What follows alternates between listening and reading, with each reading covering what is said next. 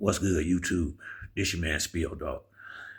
I was breaking down the fight with Canelo and Terrence Crawford last night, and the more I look at the fight, the more I see Bud really can, and I'm leaning much more toward Bud winning this fight. The more I look at it, Canelo is a complete fighter. Ain't no doubt about it. He a good boxer. He got power. He got good defense. He is the real deal. Ain't nothing. It's not like Canelo ain't who he's supposed to be.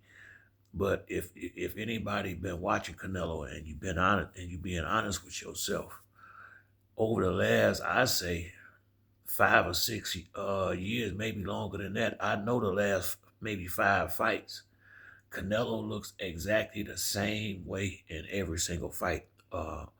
He always in shape, but he's fighting one way. I don't know.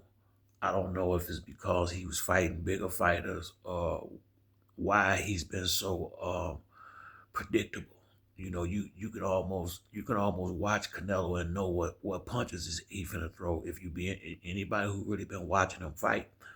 And when you go back and look at Bud fight, he fight damn near different. Almost everybody he fight. Only thing might look similar is when he fight good fighters, he will either come right out at southpaw or after about the first 30 seconds to a minute of the first round, he'll switch to southpaw. But besides that, he usually comes.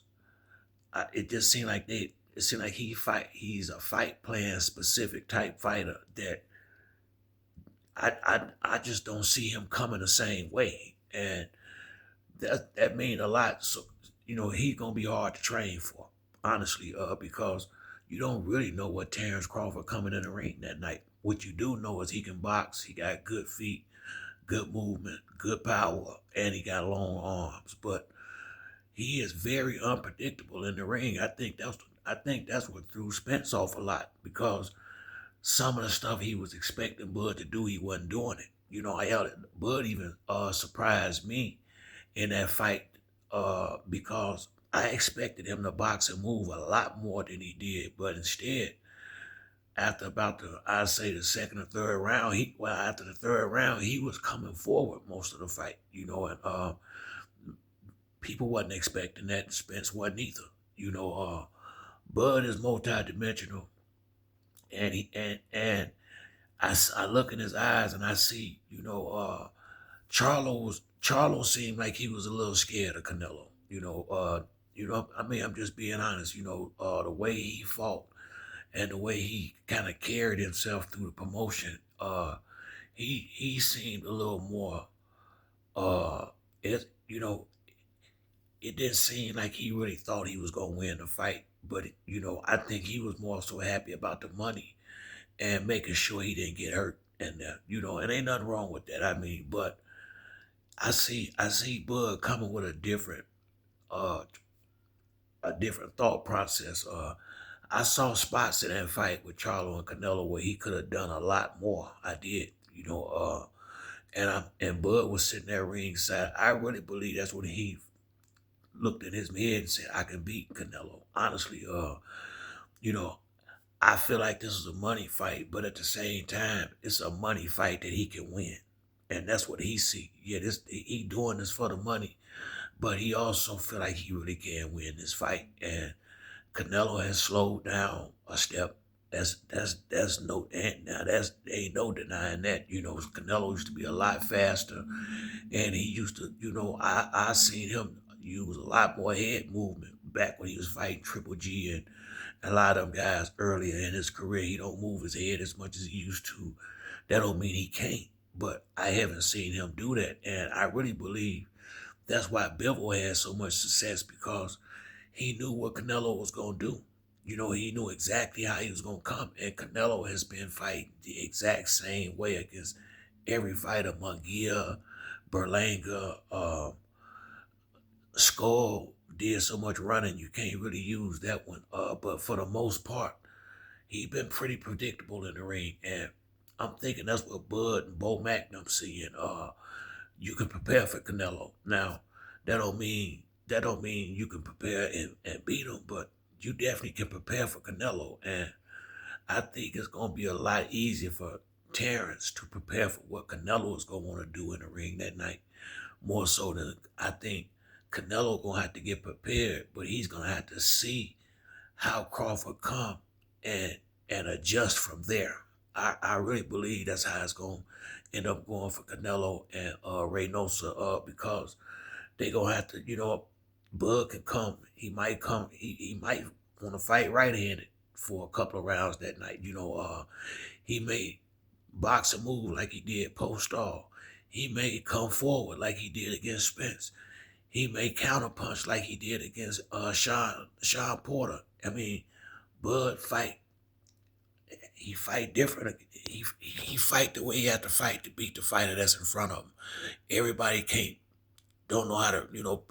They all a lot of everybody say they gonna have a fight plan, but if you look at a lot of people, it seems like the same plan every fight. I think that's what happened to Earl Spence, Bud, and Bo Mack. They knew what was coming. Earl was predictable. It's just that his predictability, it was like Canelo. Yeah, he was predictable, but people wasn't good enough to stop it. And when you get your guy that can punch with both hands, that can move good, and got the reach and speed advantage, which Crawford will, the same way he did against Spence, he will have the reach and the speed advantage definitely over Canelo. And he know how to move better in the ring. What a lot of people don't realize, footwork is key in boxing. It's where in the state where I live, it's a lot of good Mexican fighters here. I be in the boxing gym. I have cancer, so I don't feel good a lot of days. My back, I got a tumor on my spine, so I don't, I don't I can't do stuff I used to do, but I do. My neighbor, he box, and I take him. A lot of times when I take him to practice, I'm sitting there in the gym and I'm watching, and I was looking at, being around a lot of Mexican fighters, I see the difference between the way they train and the way we train, the way they fight and the way we fight. I can see what they do better. I can see what we do better. And the biggest difference between us and our Mexican brothers, as far as boxing, is the foot, is the feet. Uh, that's what I try to tell the guys at the gym here. When I'm feeling up to it, I try to show them how to move in the ring and use their feet. And that's what a good set of feet can be your best friend in the boxing ring. Really, especially when you already know how to fight and you get dealing with a guy who don't really know how or don't like to move his feet. These guys like to come straight ahead and they like to get busy. And now that's what I do love about it. They like to go in there and bang out. They do. They real tough.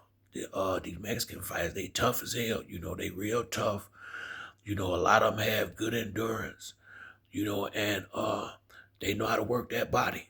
I mean, they know how to get inside and work. There's a lot of good fighters out here where I live at, and I just see, I see what, I see how footwork and some of our strength and conditioning that we do can give us advantages. Just like I can see some of the drills that they do, as far as on the inside and stuff like that, is better. I see what y'all do better than we do as far as in training and vice versa, especially from the young ages coming up, because I'm watching a lot of, my neighbor's only 14. I'm watching a lot of young guys come up in the gym out here. And I just see the difference in training techniques. And it make me understand why certain things are like they are. But I do know this. That's what made De La Hoya so special, because De La Hoya could move on his feet. De La Hoya had a good set of feet on him when he chose to use them back in the day when he was boxing. And when you get that Mexican fighter that got the footwork with his hands, that's gonna be hard. That's damn, they can't beat it. damn, they can't beat him. They got some good fighters. That's if they focus more on their footwork, shit, motherfuckers will be in trouble. I'm telling you, they got, it's a lot of these guys that you will look at and you won't think he tough as he is. They got some tough motherfuckers in that gym. They do. They got some good fighters out here where I'm at, man. They really do. And I like how and they start sparring early. Yes, sir. They have them sparring early and hard. So like I say, man, I like Canelo. I've always liked Canelo, but I do see, people keep talking about Canelo power, and Canelo do have power, but the thing about it, you got to be able to land that power. So when you dealing with a guy, that's why Floyd Mayweather was good as he is now. I'm gonna show y'all a lot of people something that most people probably don't realize that don't box. When guys that fight at 147 pounds, and like most welterweights, the good ones, that's not they walk around weight. They fighting at that weight. Most of them guys, a good welterweight, he probably walk around 175, 180, and got to drop 30 pounds or better just to make weight. A lot of them, that's most of them how it is. Floyd Mayweather was one of the few people that boxed at the same weight he walked around, and he wasn't shrinking down so he can be stronger than the guys. And people wonder he fought the way he did because he was giving up a whole lot. Floyd Mayweather should have been a 140-pound fighter. That's where he should have been. Zab Judah as well. I feel like Zab really was small for the division, but their skills and speed and defense was so good that they was able to overcome what they didn't have and size and strength. That's why it wasn't no way in the world Floyd should have fought Margarito. I mean, Margarito was a middleweight or fighting at welterweight. Floyd was already a junior welterweight fighting at welterweight. He already given up about 7 to 8 pounds to everybody that he fight naturally or more. So Floyd was that's why I keep telling people, Floyd was a bad boy. He was. Now, it's a lot about him personally that is easy to not like, but as far as what he did in that boxing ring, well, that shit, it's going to be a long time for somebody to come do what he did at his size. Floyd is not a big man, but he beat up a lot of dudes that was way bigger and stronger than he was, just off skills and knowledge and technique. And I think that's what people ain't looking at with Canelo and Crawford. I think Crawford is just flat out a better boxer than Canelo, and I think that's what he gonna prove when they fight that night. I think if Canelo can land big shots, yeah, Crawford could be in big trouble. But if Crawford can keep his defense tight, and box and move like he gonna need to, he could easily outpoint Canelo that night. I see that. Honestly, now, will he get a fair shot? Can't worry about that. Can't worry about that. But I do think Bud is a good enough fighter to get in there and protect himself for 12 rounds and be able to do enough at the same time, because Canelo and Tank got one thing in common. They will give away rounds. Tank and Canelo both, they will give away rounds, especially early. Canelo, his best rounds is usually 3 through around maybe 4 to about 8 or 9. That's when he do his best work, in my opinion. Canelo is the type that kind of like Oscar was, that will get tired on the back end. And I don't think I ever seen Crawford get winded in a fight.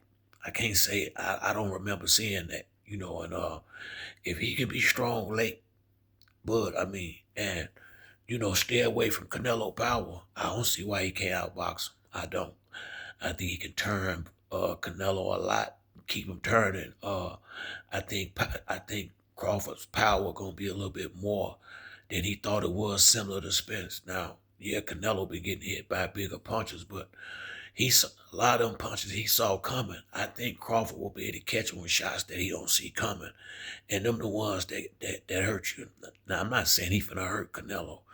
but I think he can punch good enough to get Canelo's respect where he won't just come after him like that. And I gotta say, man, Canelo should win this fight, but I really think Bud good enough to pull it off.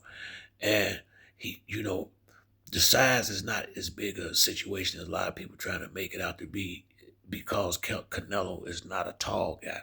The size would be more. Now, if he was fighting Benavidez or something like that, now there's a problem with the height and the reach and distance. But Bud is they about the same height, but Bud arms about 4 inches longer, so he can be at a safe spot and touch Canelo where Canelo can't touch him. And he got the feet, the footwork to stay away when he need to. I think it's gonna be a great fight that could go either way. But the more I look at it, the more I realize I think Bud plan on going in there and outboxing him. I think Bud in his mind realized think he's the better fighter, and I think he definitely the more versatile fighter. And we're gonna find out in September, but it's gonna be a great fight. That's one thing. I think it's gonna be a great fight. I don't think it's gonna be nothing like that skull fight. I think we're gonna get what we're coming for. Now, once again, if Bud don't keep his defense tight and Canelo can start touching him, that's gonna be a problem. That's definitely gonna be a problem. But if he can keep his defense tight and box and move, I don't see no reason why he can't outbox Canelo. Because, like I say, at this point in Canelo's career, he's been pretty predictable over the last, I say, 5 or 6 years that I've been watching him. But that's it for me on this video. If you like the video, hit the like or subscribe. Till the next time, it's your boy Spill Dog. I'm out.